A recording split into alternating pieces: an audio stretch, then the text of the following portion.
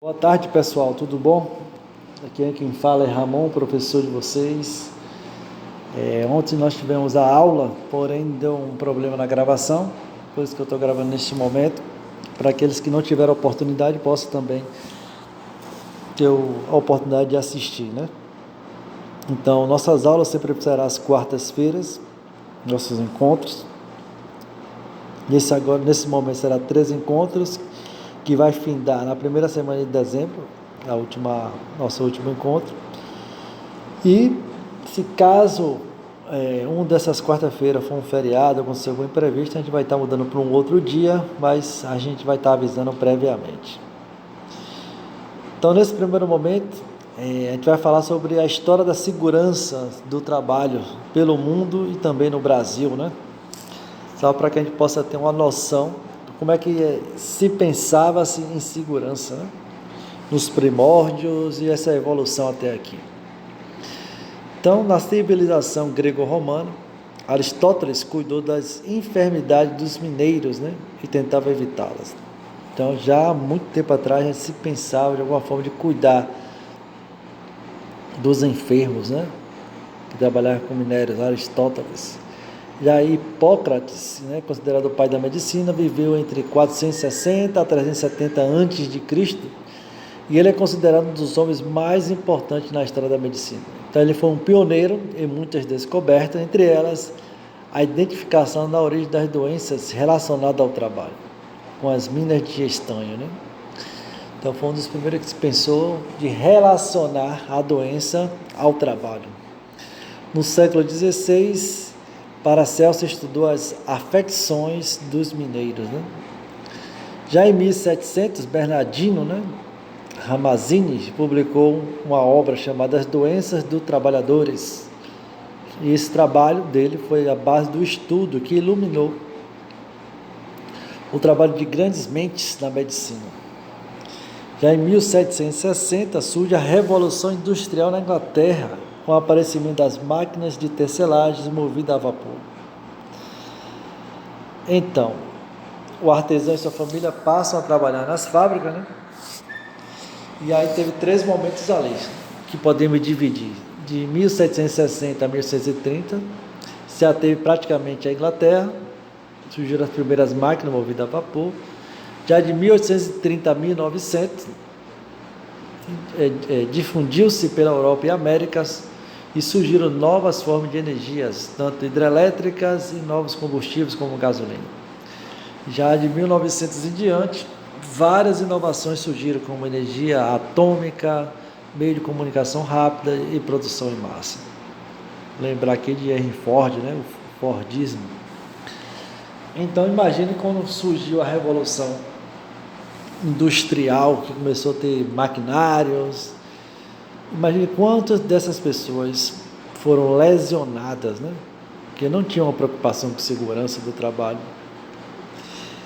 Muitas pessoas também foram acometidas de doenças, até porque não tinham essas práticas de cuidar da integridade física do trabalhador.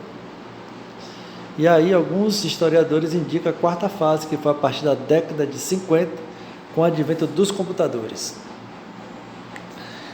Então, voltando um pouquinho, em 1802, o parlamento inglês, através de uma comissão de inquérito, aprovou a primeira lei de proteção aos trabalhadores, né? Uma proteção já proibindo algumas coisas, como por exemplo, trabalho noturno, tem um limite, né, de 12 horas de trabalho por dia, que isso não existia, as pessoas trabalhavam como escravos, né? E obrigava os empregadores a lavarem as paredes das fábricas 2 vezes ao ano e tornar obrigatória a ventilação desses locais, que antes não acontecia. Eram lugares sujos, imundos, não tinha ventilação. E aí, em 1831, a Inglaterra, uma comissão parlamentar de inquérito, elaborou um cuidadoso relatório, né, que tinha algumas coisas, né, principalmente essa questão de ter longa jornada de trabalho, cuidar de doença, a questão de se pensar na crueldade de trabalhar com determinadas pessoas que arruinavam as famílias, os meninos e as meninas. Então foram várias coisas pensantes aqui. Em 1919, foi criada a Organização Internacional do Trabalho aqui no Brasil, né? Porque o Brasil foi um dos fundadores e trouxe muitas coisas para cá. E aí, trazendo um pouco para o Brasil, em 1891, a preocupação prevencionista teve início com a lei que tratava da proteção ao trabalho dos menores, ou seja, os menores não deveriam trabalhar. Já em 1919, tem a primeira lei brasileira sobre acidentes de trabalho, que a gente nem pensava assim nisso, né? 1941, o que aconteceu? Teve uma Associação Brasileira para a Prevenção de Acidentes. Em 1943, teve a CLT, que nós conhecemos como a Consolidação de Leis Trabalhistas, foi aprovado. E aí foi um instrumento jurídico, né, para a prática de prevenção. E aí, em 1944, teve uma reforma nessa lei de acidente de trabalho, objetivando assim maior entendimento dessa matéria, usando assim a questão da segurança e higiene do trabalho, tendo assistência médica, hospitalar e farmacêutica, né? Indenizações para pessoas que sofrem acidentes, tudo isso começou a ter esse pensamento. Começou a surgir a questão da CIPA, né? Em 1953, instituiu a CIPAT, que deveria acontecer na 4ª semana de novembro de cada ano, e a organização da CIPA, que é a Comissão Interna de Prevenção para Acidentes. Então, em 55, mais uma vez, teve a questão da CIPAT. Em 60, regulamentar a questão do uso dos EPIs, que até então não tinha essa obrigatoriedade de estar usando os EPIs. Em 66, foi criada uma fundação, Centro Nacional de Segurança, Higiene e Medicina do Trabalho, né? Hoje mais conhecida como Fundacentro, né? Em 67, foi criado um seguro, aí aparece já a questão do que nós conhecemos hoje, do INSS, né? Para que quando o trabalhador sofresse qualquer tipo de lesão, danos, eles pudessem ter um seguro que protegesse pela Previdência Social.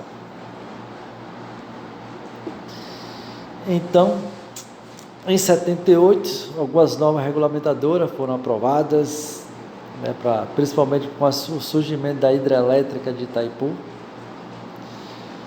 E aí, essa portaria representou um dos principais impulsos, né, na área de segurança e medicina, em virtude da carência de profissionais para constituir o SESMIT, né? Aí começou a introduzir aqui a norma regulamentadora 5, que fala de riscos ambientais. Começou a melhorar muitas coisas, né? Em 85, oficializou a especialização em engenharia de segurança do trabalho, e aí criou a categoria profissional de técnico de segurança do trabalho, né?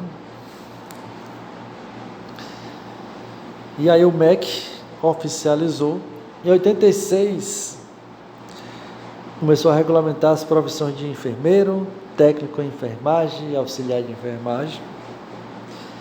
Também em 86 regulamentou a categoria de técnico de segurança do trabalho, que na década de 50 era chamada de inspetores de segurança.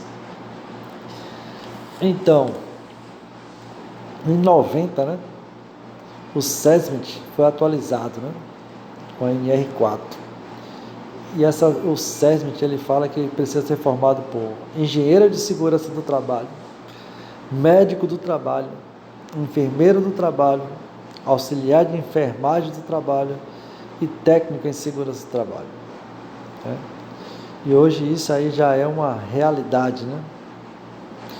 E também em 91 começou a fazer um documento especificando aqui a questão dos acidentes de trabalho, como que deveria ser feita essa comunicação, que nós conhecemos hoje como CAT, o que significaria acidente de trabalho, acidente de trajeto, né? Que hoje nós conhecemos que é aquele acidente que acontece na locomoção, seja da sua residência para o trabalho ou do trabalho para casa. Isso também não foi, até então, nesse momento, não tinha uma lei sobre isso, E aí foi importante essa lei estabelecer esses parâmetros. Em 2001, fica proibido, né, a partir de então, o trabalho infantil no Brasil, né, de maneira mais clara. Em 2009, o ato inseguro é retirado, porque até então esse ato inseguro era tido como se fosse uma irresponsabilidade somente da pessoa, e o ato inseguro ele precisaria ser cobrado até do empregador, que ele deveria controlar isso.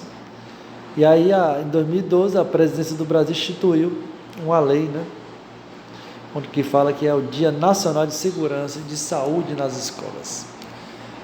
Então, basicamente, ontem foi falando um pouquinho sobre esse histórico, né, dos acidentes que aconteceu ao longo de eras, como que se pensava em segurança do trabalho e a evolução até esse momento. Hoje nós temos NRs que nos protegem, nós temos leis muito boas relacionadas à segurança do trabalho, principalmente em nosso país, para que assim possa preservar nossa saúde e integridade física. Se vocês tiverem qualquer dúvida, pode me procurar lá no privado, estarei à disposição para ajudar vocês. Forte abraço aí, uma boa semana.